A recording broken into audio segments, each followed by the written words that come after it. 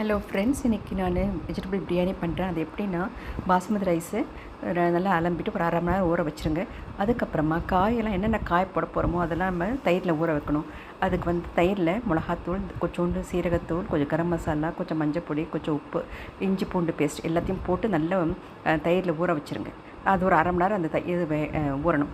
அதுக்கப்புறம் ஒரு குக்கரில் நம்ம என்ன பண்ணணும்னா, எண்ணெயும் நெய்யும் மிக்ஸ் பண்ணி அது காஞ்ச பிறகு பட்டை, லவங்கம், ஏலக்காய் அதெல்லாம் போட்டுட்டு வெங்காயம் போட்டு நல்லா வதக்கணும். அதுக்கப்புறம் பச்சை மிளகாய் நல்லா வதக்கணும். இஞ்சி பூண்டு பேஸ்ட்டு கொஞ்சம் போட்டு நல்லா வதக்கிட்டு அதுக்கப்புறம் தக்காளியும் நல்லா வதக்கிடுங்க. வதக்கிட்ட பிறகு இந்த ஊற வச்சுருக்க அந்த காயும் போட்டு நல்லா ஒரு கலரிடுங்க.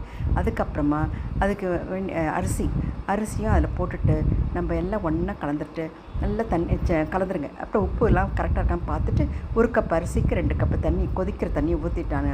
அப்புறம் ஒரு 5 நிமிஷம் பெரிய தீயில் வச்சுட்டு அப்புறம் நீங்கள் சின்ன தீயில் ஒரு 10 நிமிஷம் வைங்க. அதுக்கப்புறமா தரங்க. தேங்க்யூ.